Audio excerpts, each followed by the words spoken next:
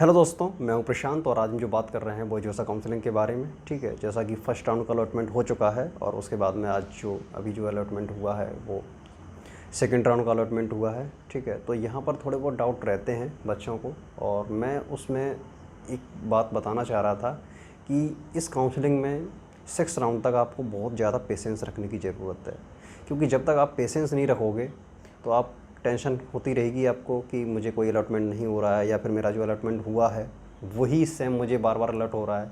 ठीक है, तो इसमें मैं थोड़ी 2-4 बातें हैं वो बताना चाहूँगा मैं, क्योंकि जब भी आपको कोई फर्स्ट राउंड में कोई सीट अलॉट होती है, ठीक है, और सीट अलॉट होती है या फिर नहीं होती है, तो उसके पीछे क्या है कि जैसे मान लीजिए आपको कोई फर्स्ट राउंड में कोई सीट अलॉट हो रही है, ठीक है, और सेकंड राउंड में वही सीट रह रही है, तो उसके पीछे क्या लॉजिक है? वो लॉजिक यही है कि फर्स्ट राउंड में और जो भी बच्चों को सीट अलॉट होती है उनका ज़्यादातर स्टेटस रहता है फ्लोट पे। तो हर बच्चे का स्टेटस अगर फ्लोट पे है तो कोई ज़्यादा चेंजेस मिलेंगे नहीं, लेकिन जो चेंजेस जो ज़्यादातर मिलते हैं वो 1 या 2% आप मान सकते हो कि सेकंड राउंड में आपको चेंजेस मिलेंगे, और या फिर जो मैक्सिमम चेंजेस जो मिलते हैं वो फिफ्थ राउंड से 6 राउंड में जो चेंजेस मिलेंगे। तो मैं थोड़ा सा इसमें ये बताना चाहूँगा आपको कि आपको थोड़ा सा पेशेंस इस तरीके से रखना है यहाँ पर कि सेकंड राउंड से और फिफ्थ राउंड तक आपको जो प्रेफरेंसेस मिली है, जो मैं यहाँ पर आपको थोड़ा सा इतना ये बताना चाहूँगा कि जो भी आपको प्रेफरेंसेस मिली है और या फिर नहीं मिली है तो आपको थोड़ा सा पेशेंस रखना है, क्योंकि अगर आपने प्रेफरेंसेस को से जो प्रीवियस ईयर के डाटा के हिसाब से अगर सेव किया है तो आपको प्रेफरेंसेस कंफर्म रूप से मिलेगी, और इस बार काफ़ी चांस है कि मिलेगी, क्योंकि 366 सीट्स इंक्रीज़ हुई हैं।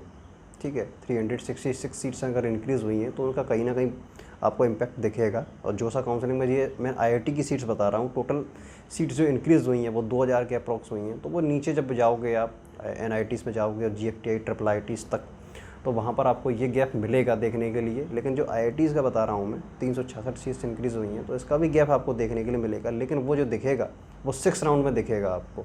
ठीक है, सेकंड राउंड में भी गैप दिखता है, लेकिन 1 या 2% आप मान सकते हो। उसका रीज़न ये है कि अगर किसी बच्चे को कोई भी प्रेफरेंसेस अगर मिल रही है फर्स्ट राउंड में तो उसने अगर कंफर्म की है, ठीक है, कंफर्म की है, या फिर किसी बच्चे को फर्स्ट राउंड में अगर कोई सीट अलॉटमेंट हुआ या फिर अगर उसका कोई डॉक्यूमेंट्स वगैरह में क्वेरी थी या फिर कुछ भी रिस्पॉन्स अगर उसको सही नहीं कर पाया वो, तो उसको अगर काउंसलिंग से बाहर निकाल दिया या फिर कुछ भी हुआ, ठीक है, तो उसकी वजह से थोड़ा सा गैप बन सकता है। तो सेकंड राउंड में भी थोड़ी बहुत पॉसिबिलिटी रहती है कि किसी को अगर सीट नहीं मिली है लेकिन सीट मिल जाए। ठीक है, लेकिन सेकंड राउंड के बाद में, सेकंड राउंड से फिफ्थ राउंड तक आपको जो सीट मिली है वही फिफ्थ राउंड तक सीट रहेगी। लेकिन ऐसा भी नहीं है कि रहेगी, लेकिन काफ़ी बहुत कम चांस रहेगा कि आपकी अपग्रेड करे सीट। ठीक है, बहुत कम चांस रहेगा। ठीक है, तो आपको थोड़ा सा पेशेंस इसमें रखना पड़ेगा।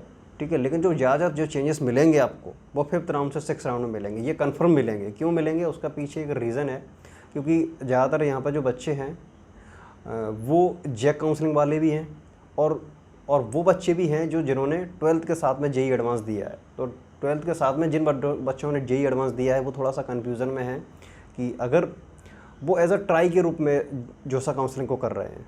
ठीक है, जोसा काउंसलिंग को ऐसा ट्राई के रूप में किस तरीके से कि अगर वो उन्हें कुछ अच्छा मिलता है तो वो लेंगे यहाँ पर, और अगर नहीं मिलता है तो वो ड्रॉप के लिए सोचेंगे। ठीक है, तो फिफ्थ राउंड तक आपके पास में विड्रॉ का ऑप्शन रहेगा। तो जो फिफ्थ राउंड तक अगर उन्हें कोई अच्छा मिलता है तो फिर वो ले लेंगे, अगर नहीं मिलेगा तो फिर उसके बाद में विड्रॉ करेंगे। तो इस वजह से जो काफ़ी सीट्स वैकेंट बचेंगी, आईआईटी सेक्टर में भी बचेंगी और काफ़ी एनआईटी सेक्टर में बचेंगी और हर सेक्टर में बचेंगी इस तरीके से। तो वो जो गैप है वो गैप यहीं से बनना चालू होगा। तो जोसा में फिफ्थ राउंड से 6 राउंड के बीच में, क्योंकि उसके पीछे क्या लॉजिक है, क्योंकि अगर वो फिफ्थ राउंड से 6 राउंड के बीच में अगर आ गए और उन्हें कोई 6 राउंड में कोई सीट का अलॉटमेंट हुआ तो वो जो नेक्स्ट ईयर है वो ड्रॉप लेके जेई एडवांस नहीं दे पाएंगे। तो इसके पीछे यही लॉजिक है, क्योंकि वो उन्हें विड्रॉ करना होगा और विड्रॉ का ऑप्शन फिफ्थ राउंड तक रहेगा। ठीक है, तो आपको थोड़ा सा इसमें पेशेंस रखना ज़रूरी है।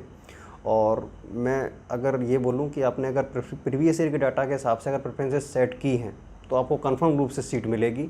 ठीक है, और बस यही है कि प्रेफरेंस जो पेशेंस है अपना वो उसको बना के रखें थोड़ा सा। ठीक है, और इसके बीच में अगर कोई भी डाउट वगैरह आ रहा है तो मुझसे पूछ सकते हो। मेरा कॉन्टैक्ट नंबर भी मेंशन कर दूंगा मैं, और कोई भी क्वेरी है और आप मुझसे कॉन्टैक्ट कर सकते हो। डॉक्यूमेंट्स रिलेटेड कैसी भी कोई भी क्वेरी है तो आप मुझसे कॉन्टैक्ट वगैरह कर सकते हो। ठीक है, और